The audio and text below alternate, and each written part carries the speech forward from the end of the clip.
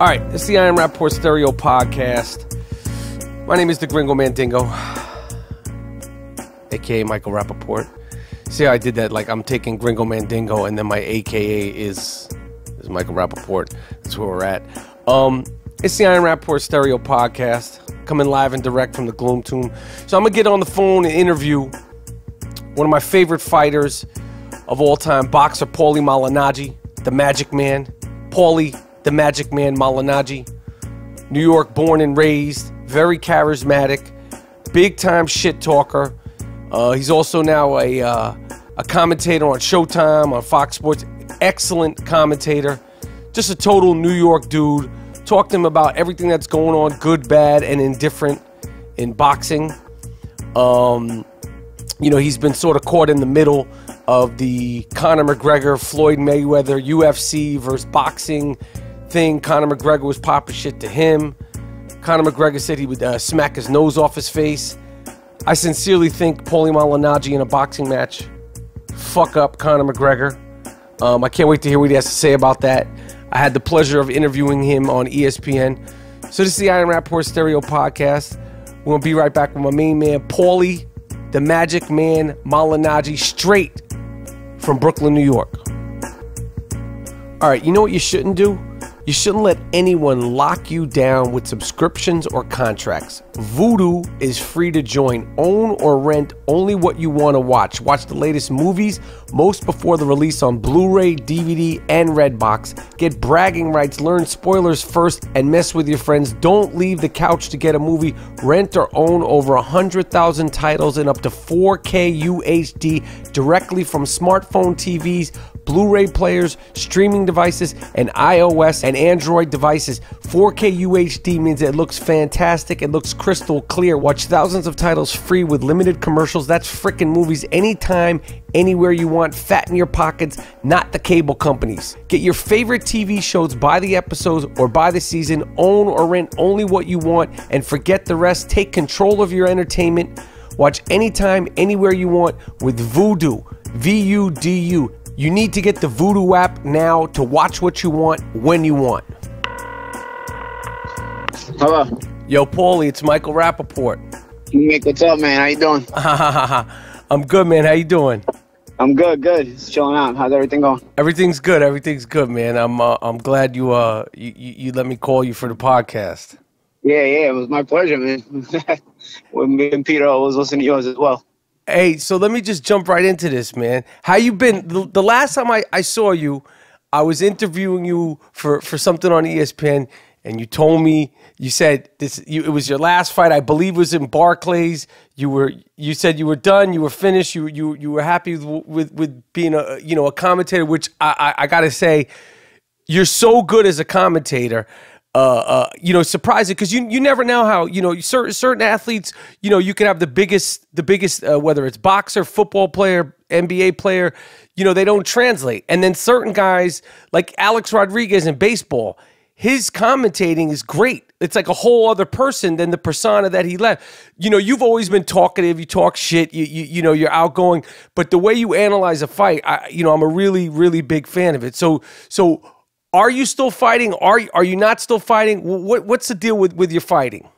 Well, first of all, yeah, the commentary is definitely a passion of mine. I enjoy kind of breaking down tactics and action for the people, and giving them a chance to check deeper into a fight than they normally would be able to get, and maybe hopefully give them a view of the fight through my eyes and then follow along, pick up on patterns, pick up on things going on and whatnot. And then odds are if I pick up a couple of patterns for people to look out for, they'll probably keep repeating themselves over the course of the fight. So if I can help somebody enjoy the fight a little bit better or understand the fight a little bit better, that kind of makes me happy, because maybe it'll create new fans or just make people enjoy watching the fights a little bit more, because it's so, combat is so deep. From the outside looking in, it looks like just two guys, beating up on each other. And right. At the end of the day, that's what it is. But it's so deep, and the tactics and the foundation of it is so much deeper that if I can help people kind of understand that and understand how it works and understand how it is working in front of them as it's going on, that kind of it's like a passion of mine. I love the sport, and I kind of want people to have that same kind of love for it.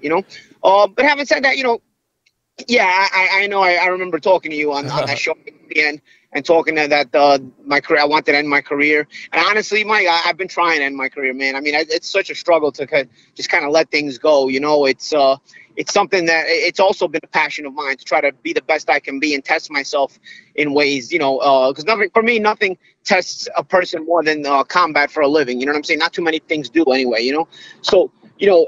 For me, as much as I love the commentary, it still doesn't test me, and I'll probably never feel that kind of testing again. Right. After I retire from boxing, but I told myself, and it's not the first time I obviously tell myself, but I told myself at the beginning of this year that was going to be my New Year's resolution, was to end my boxing career in 2017. But as of now, we're still openly searching a fight, and we're in some talks for 1 or 2 fights. But I am trying my best to be done this year, because I know, you know, the youth leaves you, your reflexes leave you, your speed leaves you, and so I don't want to find out on a certain fight night that it's all gone all at once. You know, it's obviously not at the same level as it used to be, but I still feel pretty good. And if I can get myself in some good shape, when I do get in shape and whatnot, I still feel pretty slick and pretty agile and pretty versatile in my ability to compete. So I just want to be able to do it just a little while longer. Hopefully it works out for the best. I hear you. But when you see, like, I was just at the Bernard Hopkins fight, which was so weird on so many levels, and I'm a big fan of his, and you know, I'm a fan of his career, and then obviously the longevity of his career. And then when you see, like, you know, I don't know if it was like a combination of Bernard getting hit and falling through the ropes in an awkward way, or he was out before he fell through the ropes. You know, I would love to hear what you think about that. But when you see a guy like that, where you're like, shit, maybe the last one should have been the last one, you know, does it freak you out? And then what did you think of that Hopkins fight? You know, Mike, I believe me, I think about this stuff. You know, I remember somebody asking me a question when Bernard Hopkins was 36 years old, as a matter of fact, and that's the age I am now. Right. And I remember them asking me that. It was the beginning of my career, and I said, there's no way I'll be fighting at 36 years old. I said, I have no intention of fighting at 36 years old. Well, here I am at 36 years old, and I'm openly pursuing a fight or two, you know? So, so again, I don't say never, but I really, really don't want to fight past this year. I think you're just playing with fire the older you get, trying to compete against world-class opposition. You know, that was the thing about Hopkins. You know, he's not only competing at an older age, but he was competing against world-class opposition, and you kind of walking the tightrope to a degree. And Joe Smith, yeah, maybe he may have seemed limited to people on the outside, but he'd come off a big knockout win over Andrew Fonfara, who was a high-level contender. And so you knew he had heavy hands. So if anything, maybe he didn't have the ability of Hopkins and the veteran experience of Hopkins to know his way around the ring as good as Hopkins. But one thing Joe Smith had was that youthful excitement, and youths always have that. You know what I'm saying? Youths always have that. To quote my cousin Vinny, youths, you know, but they always have that. You know, when you're younger, you have that extra boost of adrenaline. You know, that as an older man you don't have. So the heavy hands combined with that extra boost of adrenaline Smith has at 27 years old, you're always playing with fire, and eventually, you know, it did catch up to Bernard. I think there's a big difference from 36 to 52. I'll be honest. Right. You know, I think there's a big difference. But having said that, you know, I do think about it. I do think about what happens to older guys. I do keep in mind that I fought some of the best in the world in their prime at the time, at certain times in my career. I'm not quite sure I can compete with that kind of level, but I do see myself competing just below that world class level with almost as a gatekeeper. You know what I'm saying? Where I can make a little bit more money and maybe just get out that competitive fluid, get the competitive fluids in me. You know, satisfy those. You know what I'm saying? I got you. I still feel like if you look at my record over the last few fights, I've beaten guys with some pretty good records. Maybe they're just below world-class opposition. Maybe I'm the guy. Maybe I'm the guy that you say, hey, if I can beat Malignaggi right now, I can step into the big time. If I can't get by Malignaggi, who was in the big time and maybe is a little older now, then maybe I don't belong in the big time. Right. Maybe that's my role in boxing right now. I got you. I don't mind that as long as I'm competing to a degree, and you know, I can kind of go about it my way and end it on my terms. I respect that. What do you do in between fights? Like, obviously when you have a fight, your training goes to another level, but how do you live your life? You know, because I know Hopkins is somebody who never really got out of shape, and you always seem like you look good, you look in shape. How do you live your life when you're not specifically training for a fight? Like, what's your sort of regimen and your lifestyle like to stay in at least solid shape, like to stay in a professional boxing shape? I'll be honest, Mike. You know, I don't stay in as good a shape as I would like to in the recent years between fights, only because I have so much more going on in between fights. fights. You know, obviously I work for television now. I have jobs I have to do in between fights where I'm traveling and honestly, life on the road, man, you're just picking up food and eating as you go along. You know, so that's always difficult, and you're always putting on 1 or 2 extra pounds there.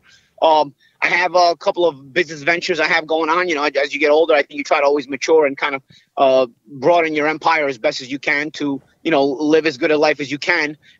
Hence, I think that's why any athlete becomes an athlete. At the end of the day, you love what you do, you have a passion for it, but at the end of the day, you want to make your life better in the future and whatnot. So, so you know, I have a couple of business ventures I tend to and whatnot, and I keep busy. You know, I've been offered things like a daily radio broadcast and whatnot, and I've turned that down.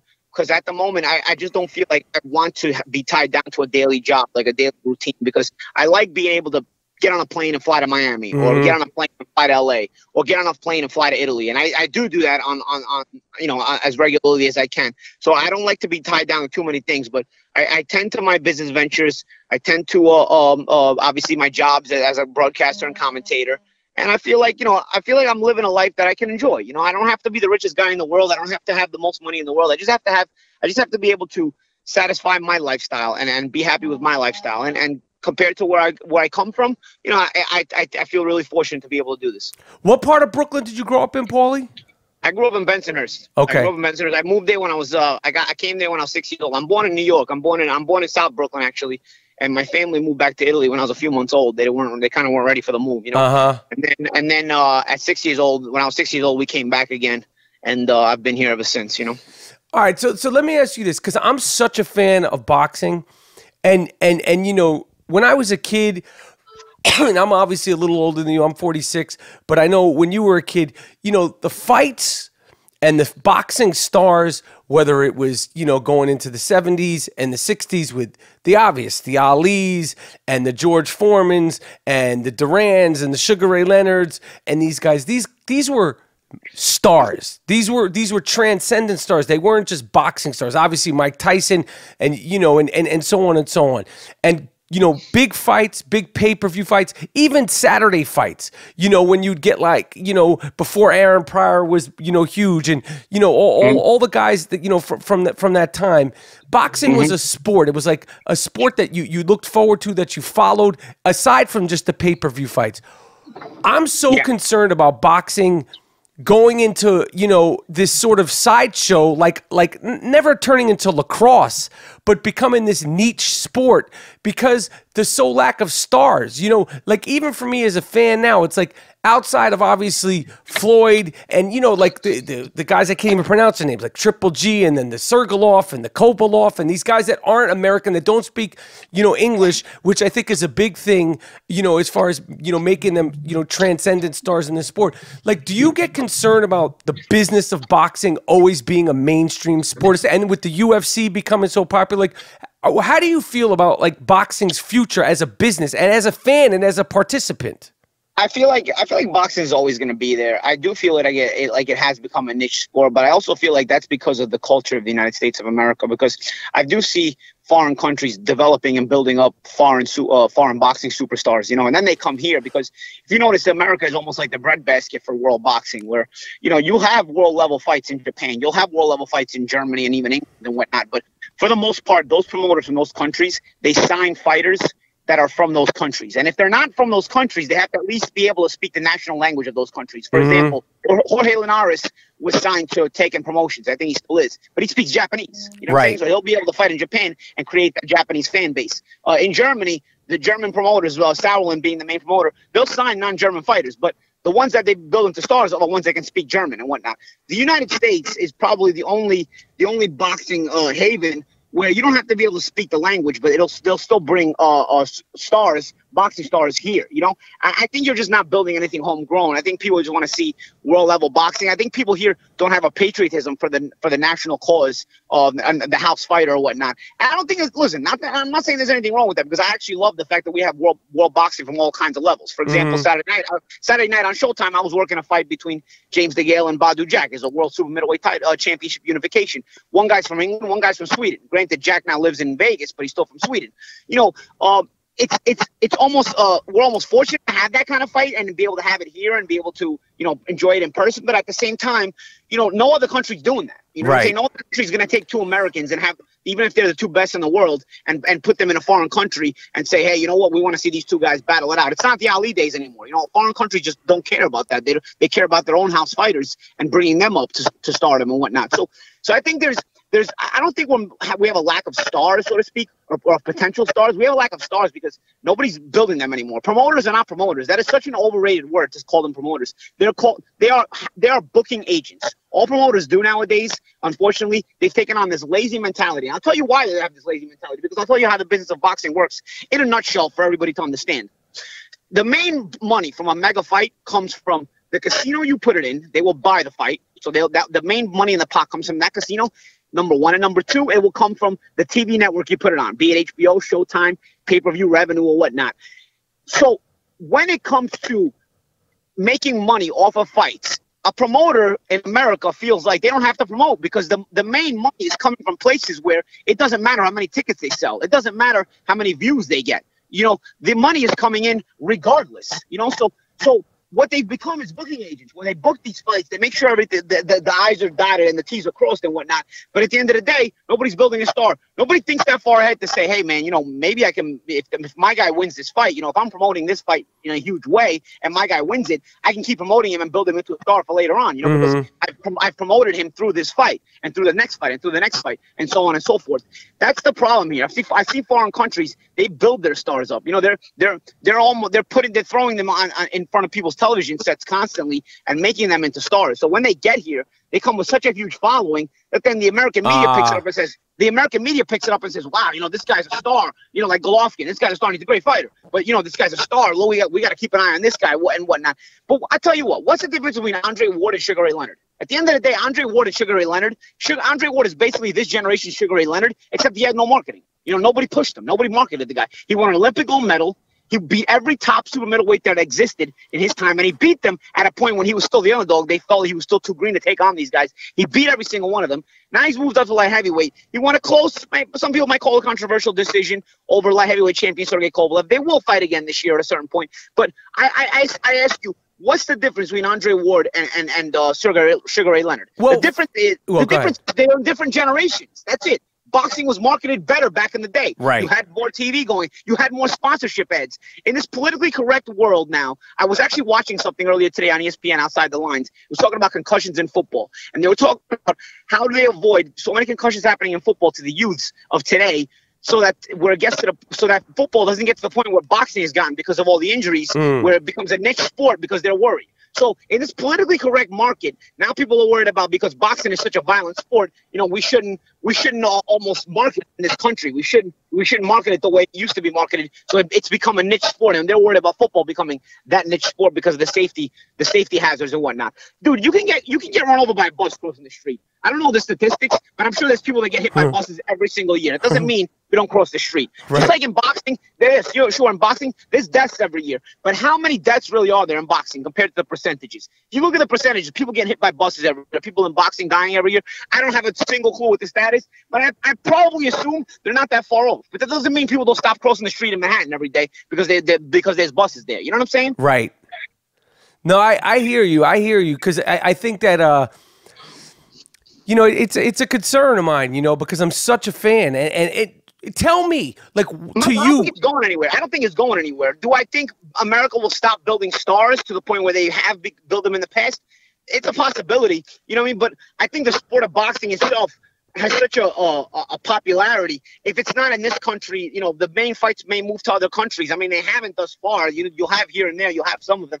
But I go to England, and the arenas, the way they pack them, and the emotion that there is behind some of these mega fights in England is something I cannot explain to you unless you go there live. You know what I'm saying? And I was talking to somebody over there last time I worked a fight there, and they were like, England right now, boxing is the number 2 sport in the country, bar none. Right. Behind soccer, boxing is our number 2 sport. It is just booming right now. So as a fan, if I say to you, Paulie, what's exciting in boxing now?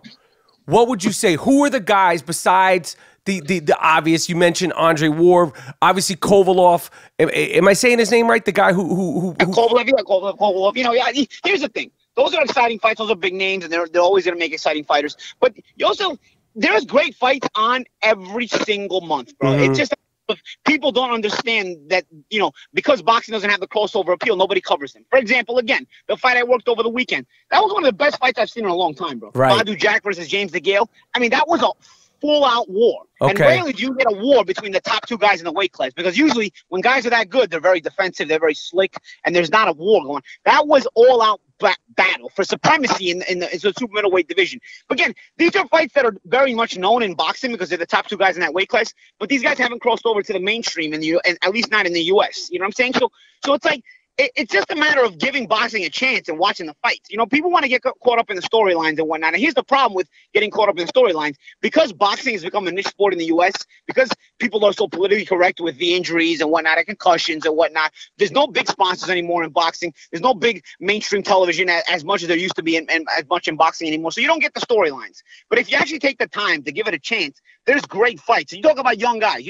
There's Errol Spence waiting for a world title fight. He's an undefeated welterweight sensation. You know, he's on the verge of fighting for a world championship. It's just a matter of him getting a shot. He's American. He's from Dallas, Texas. He's a U.S. Olympian in 2012. Southpaw, big puncher, but slick boxing skills. I mean, this is the guy you want to watch. Just Saturday night, in the co-main event, we had Gervonta Davis win his first world championship. The kid just turned 22 years old. At 22 years old, he just won his first world title. He's basically a Southpaw Mayweather-esque style, but a big puncher. You know, he's now 17-0 with 16 knockouts, and he's won his first world championship out of what's expected to be many. You know, it has a great story behind him if you actually take the time to figure it out. It's just, these people need that marketing, and he's signed to Mayweather Promotions. And I think, you know, some of these promoters may give it the shot, but again, in the U.S., the market has to be there. The market has to give them a chance. I got you. Endorsements and whatnot. The fights are there, but I'm telling you, Mike, the fights can be exciting. It's just a matter of giving them a shot. And I'm not going to tell you every single fight is awesome. I'm of course not. That. But is every single football game on Sunday awesome? No. And not every single UFC or every single basketball game or whatever you're into is great. Yeah, but you watch because you're building to something. You're building towards a crescendo. In the NFL, every game may not be great, but at the end, you're building towards the Super Bowl at the end of the season. You're building towards who's going to eventually get there, right? So, again, some of these fights, maybe some of them are great. Some of them are not so great. Some of them are in the mid-range. But they're all building towards something. They're building up towards other matchups. You're eliminating certain fighters. You're putting other fighters on a different pedestal because as they keep winning, they get a bigger name and whatnot. And that's how you kind of follow the sport. You know what I'm saying? And you have your favorites. You have guys who are more exciting. You have guys who are more slick and get hit less. You know, you have guys who have certain styles that you may like or not like. But at day's end, this is a sport just like any other sport. You know, and not everybody liked the New Jersey Devils when they were playing the neutralized trap, right? But in the 90s. But they won 3 Stanley Cups. Right, you know what I'm saying? Some guys you may like, some guys you don't like. But it didn't mean you weren't watching the NHL if you were a hockey fan just because the New Jersey Devils were winning Stanley Cups. You didn't stop watching hockey, right? That's a good point. It's the same kind of concept. How do you think Mayweather will do as a promoter? Obviously, he's got the name, he's got the money and all that. Like, I heard him talking, and, you know, it's like I have such mixed feelings about him. But do you think he'll wind up doing good for the sport and good by his fighters, or at least improve the way fighters are shitted on? Because I think it's criminal the way fighters have been treated throughout the history of the sport. Yeah, here's the thing with boxing, man. I mean, fighters get screwed in ways that you cannot even imagine. You see, like, so many times I've been asked by, like, nonchalant fans, like casual fans, you know, not hardcore fans, and they'll ask me things like, "Hey, man, does anybody ever tell you to throw a fight, or does anybody ever you know, just very very naive questions." And you know, my answer to that is, dude, like, you guys watch too many movies. You know what I'm saying? Like, you're asking me shit that used to happen in maybe the 20s, 30s, 40s, like at a time when maybe you watched Raging Bull. You know what I'm saying? Like, a time where way before I was born. You know, fighters still get fucked nowadays.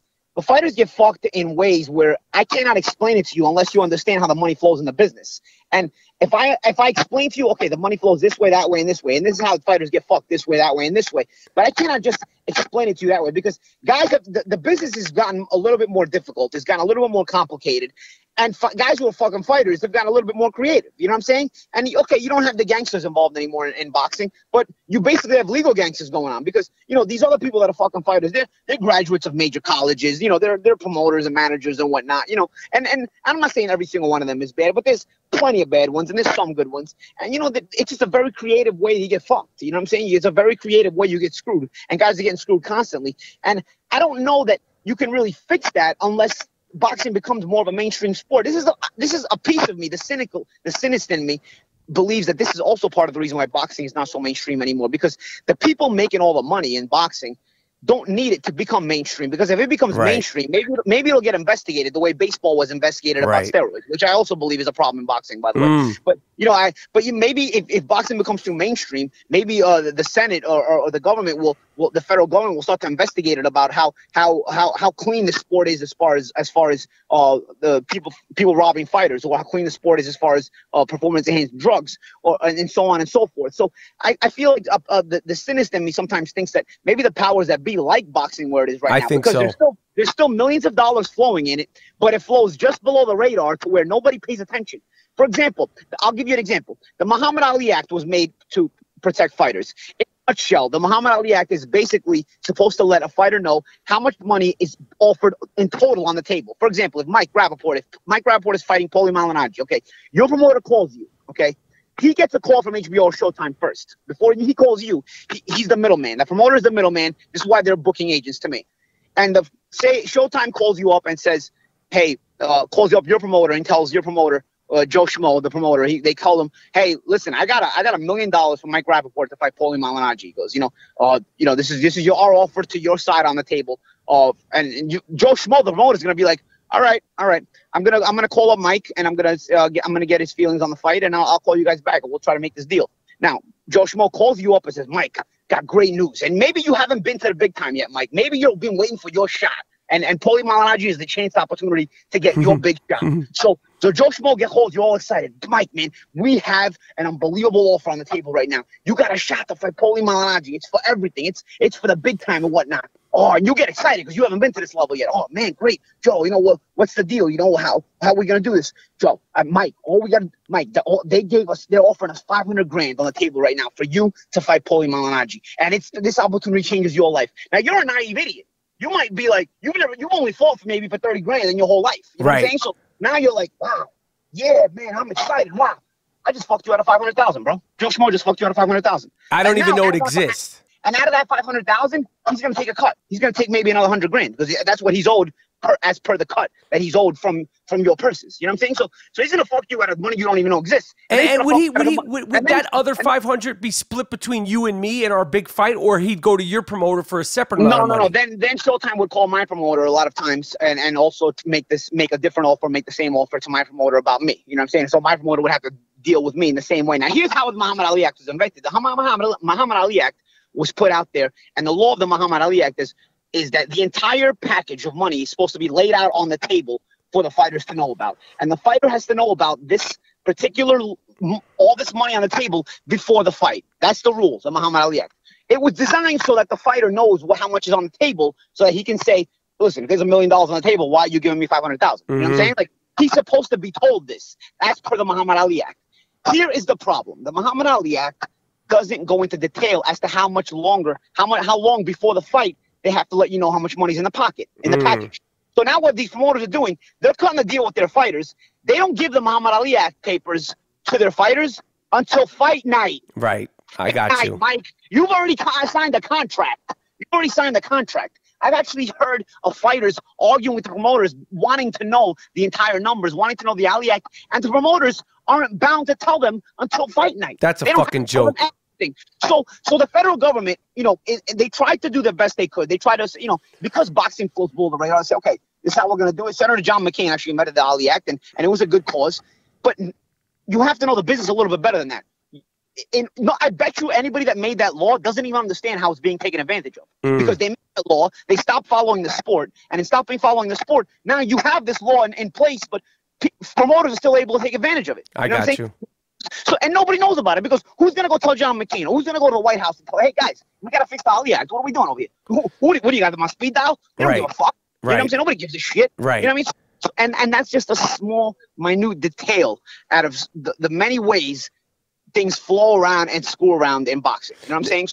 So I'm telling you that is just like a 1%. That just gave the tip of the iceberg. I got you. And so again, going back to what we were saying about the niche sport and whatnot, it's a great sport, but maybe the sinister in me thinks that sometimes the powers that be want it where it is right now, because where it is right now, millions still fall through it. So there's plenty of money for everybody. Yeah, they're not getting fucked. They're the like Bob Arum isn't complaining about boxing. It's me, the fan, saying you won't. Exactly.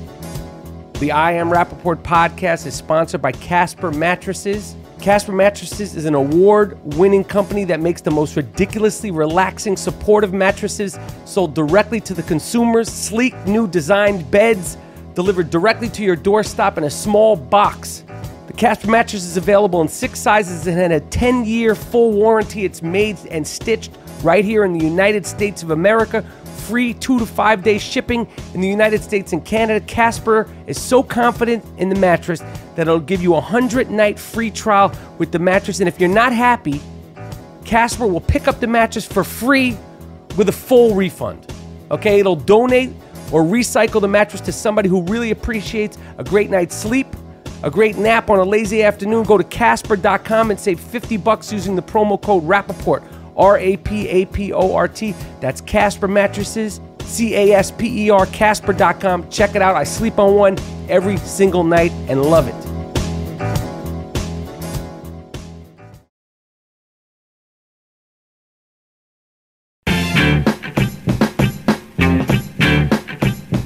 Let me ask you 2 more questions before I let you go, Paul. You said that you think that the steroids, like there's steroid use in boxing. Isn't there testing in boxing? Like, and why do you think that? Here's the testing in boxing that's mandatory. The testing in boxing that's mandatory is on fight night. They will test your urine before the fight and after the fight. That's it. They do not test you the rest of the year. They do not test you during training camp. None of that is mandatory. You get tested with your urine. Now, if you know when the test is going to be, you can cycle your steroids on and off, your performance-enhancing drugs on and off. Also, if you are testing just your urine, there are drugs that is almost impossible to detect, like HGH, testosterone, artificial testosterone, EPO, erythropoietin, which increases red blood cell count and gives you an incredible amount of stamina, because red blood cells carry what? Oxygen. You know what I'm saying? So, and you cannot really detect these things in urine on fight night. You know what I'm saying? Like, it's almost impossible to catch it in urine in general, if it's even possible to detect it in urine at all. So there are the really stupid steroids, like the guys morons are taking, that are how to be idiots. To fail a drug test on fight night, you have to be a moron. You know what I'm saying? So the only way you catch the performance-enhancing drug users, the guys that are really doing the dangerous stuff, is to be able to random test them all year round. And that's not really happening. Right. It's fine. The WBC, the World Boxing Council, has finally implemented a rule, and it's a great rule. They're working with VADA, which is the Voluntary Anti-Doping Agency, where they said anybody in their top 15 rankings of any weight class, anybody in the world top 15 rankings of any weight class in the World Boxing Council has to now be under VADA random drug testing all year round. If you do not sign up for VADA random drug testing under all year round, you get tossed out of the top 15. It's a start. It's a good start. But the thing is, there's three other major organizations going on. You know, so that they also have to jump on board. And starting with the top 15 is at least a good start. You know, maybe it's at least a start, because you have these major powers in boxing, powerful fighters in boxing. You know, guys that have had success. There's a question marks about them. There's question marks about them. For me personally, I think once you enforce these random drug testing stronger in the coming years, I think it's only going to get better and better. I think people are finally onto it a little bit, and the organizations are starting to catch on to it a little bit. For me personally, I think you'll stop seeing older fighters, because boxing is like the oldest sport in the world. I mean, you don't see guys at the age boxing fighters or world-class fighters. You don't see that in any other sport. They're gone. Granted, you can't get cut in boxing. Like, once you stop performing in football, they cut you off the team. In the NBA, they cut you. You're gone. Granted, you don't get cut, but the way you get cut in boxing is basically to get your ass kicked. You start getting your ass kicked. But you see these guys at these unbelievable ages, still performing and whatnot. And I'm not just saying unbelievable ages. I'm just saying even older ages. I mean, you don't see a 40-year-old wide receiver in the NFL, bro. It just doesn't happen. You know what I'm saying? Like, he's gone by 35 even. You know what I mean? So the things you see in boxing, the ages that they're competing at, and it's been very well documented, and by many people have done studies that boxing is the most difficult sport to perform at a world-class level for so many reasons. You know what I'm saying? So the most difficult sport to perform at on so many levels for so many reasons has the most older fighters competing. I mean, that's just one of so many things. I can tell you the jumping at weight classes. In the 80s, you had Marvin Hagler, who stood at middleweight for 8 years, and nobody complained about him. Now, it's like guys are jumping weight classes like they're crossing the street, like they're crossing First Avenue in Manhattan. You know what I'm saying? Like it's not that easy to just jump weight classes, bro. Fighting a guy who's naturally bigger than you over 12 rounds, and then fighting a guy who's naturally 2 weight classes bigger, 3 weight classes bigger, 4. I mean, it gets to the point where it's almost impossible unless you're a superhero. You know what I'm saying? So, and you're seeing that more and more often, and you're seeing almost the media and the critics complaining more and more often if it doesn't happen. Like as soon as a guy makes 1 or 2 title events nowadays, so when are you going to go up and wait and fight this champion? When are you going to go? Like, nobody bothered Hagler, bro. Back in the day, you know, things weren't expected like this because it wasn't as common. Now it's become so common, you're almost expecting everybody to do it, but it's not really that possible to do it. And that's also another thing I think you'll stop seeing. Just like in the UFC, you stop seeing it, where guys who are going up and weight too much get their ass kicked. I mean, even Connor McGregor, who's the best fighter in the UFC, tried to jump up weight classes and got choked out by Nate Diaz. You know what I mean? His power wasn't the power it was at the lighter weights. He was cracking Nate, but he wasn't stopping him. And even in the rematch, people say, oh, the rematch he won. He won the rematch by the skin of his teeth. But that's how you win a rematch. That's how you beat a guy naturally bigger than you. Tactically, you don't beat him by running him over. You know what I'm saying? So you can almost tell that the clean fighting is forced in there. Forced in that sport. And if you start to force it in boxing, I think you'll start to see different things as well. But again, people have to care enough to want to enforce these things. Now speaking of Conor McGregor, how fucking ridiculous do you think this whole idea of this guy who's obviously a great UFC mixed martial arts fighter, he's incredible. To me, it's literally like saying, well, Michael Jordan should play Muhammad Ali in ping pong. Who would win? Or who would win checkers? Obama or Abraham Lincoln? Like it's such a different thing. Like how stupid is it? Or saying that Tiger Woods can play hockey because the golf club is similar to a hockey stick. You know what I'm saying? It's fucking ridiculous. And as a boxing fan and as a UFC fan, and obviously I respect the shit out of all the athletes, but I think it's so dumb. And part of me, even though I'm going to be pissed off because, and you correct me if I'm wrong, because like a part of me wants to see it just to prove how stupid it is and just to prove how different the sports are. I would love to see him fight you first because number one, Mike, you know, a part of me wants to see it because I think it's free money. You know what I mean? I'd love to see him fight me too. Like I mean, when you look at him as far as in a boxing match, and you're able to analyze a boxing match, and you're able to analyze boxers different than just you know, a regular smoke guy. Like when the idea of you fighting him, like honestly, what do you think of that? Like you're in the ring with this guy. Like what level of boxer would you be thinking you're in the ring with? Very low, very limited boxer. I mean, I really, and I don't get a lot of knockouts, Mike, but I feel like I stop Conor McGregor in a boxing match. I literally feel like I stop him. And people think about stopping, and they think about knockouts, they think about violent knockouts. I'm not saying I stop him in a violent knockout. I'd say I pummel him, beat him down into submission to where he's cut up, bleeding from his mouth, bleeding from his nose, just beat up to the point, and then he's got to look at the round call, girl, and at the end of round 4 or 5, and realize that there's 5 to 7 rounds still left in the fight, and really question himself as to how much more he can continue from getting pummeled every single round. That's the kind of fight I would anticipate fighting Conor McGregor. I don't think he's anywhere near the level that I'm at, anywhere near the level that even Mayweather's at, let alone Mayweather, or anywhere near even somebody even a lot of levels even below me. I mean, I think if Conor McGregor was to box, he'd have to be treated just like a regular prospect and brought up the ladder just like a regular prospect. And then you'd hope that he eventually can climb those ladders. But I don't think he's humble enough to do that, number one, because, you know, he'd be fighting in small arenas and do all that stuff, number one. And number two, you know, it's just... He's just not adept to it anymore. You're not just gonna understand the distances and the mathematical angles of boxing the way you can mixed martial arts anymore, because it's too late. You know, it's almost like starting over. Right. And you just don't have the mind for it at a certain age. Don't you think it's disrespectful for, like, I mean, first of all, do you think this fight will ever happen, whether it's you, whether it's Floyd? And don't you think it's disrespectful to boxing and to UFC just to even put this, like the Ringling Brothers Barn and Bailey Circus, it just closed after 100 certain years. Like, this is a circus act. Yeah, it is. It's the new Barnum and Bailey. Here's the thing. I think if they can get enough money together to convince Mayweather, I think maybe they'll do it. But I think a piece of me thinks Dana White just enjoys the hype McGregor is bringing upon himself by talking about it. But I don't think he really wants to put the fight together, because if you put the fight together, you're going to ruin McGregor's image. Especially in the days now of YouTube and social media. How many memes would come out of Connor McGregor getting his ass whooped? You know what I'm saying? All kinds of highlights. Like it would destroy his image. You know what I'm saying? Like getting your ass kicked nowadays is bad, because that image is all over the place. Just ask Ronda Rousey. The poor girl. She's become the butt of all jokes, even if it's not deserved. It's crazy. So I don't think Dana White wants that to happen to Conor McGregor, and I think he knows if he puts him in a boxing match with anybody even with a smidgen of world class ability, that's what's going to happen. He's going to get embarrassed. So I think at day's end, I don't think it happens with a UFC fighter. I'll be honest, and I'll put this out there.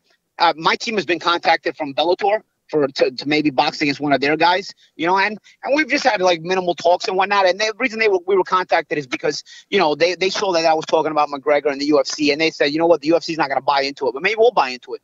We think it'll pick up ratings and whatnot, boxing versus UFC.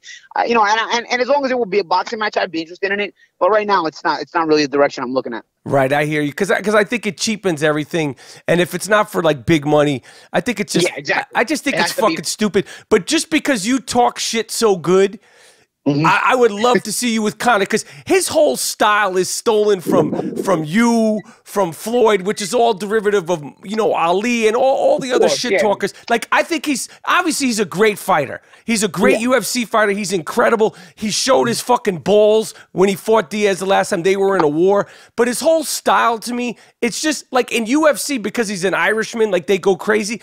But especially from New York, it's like, we know you're biting everything that has been done before you. It's fucking corny.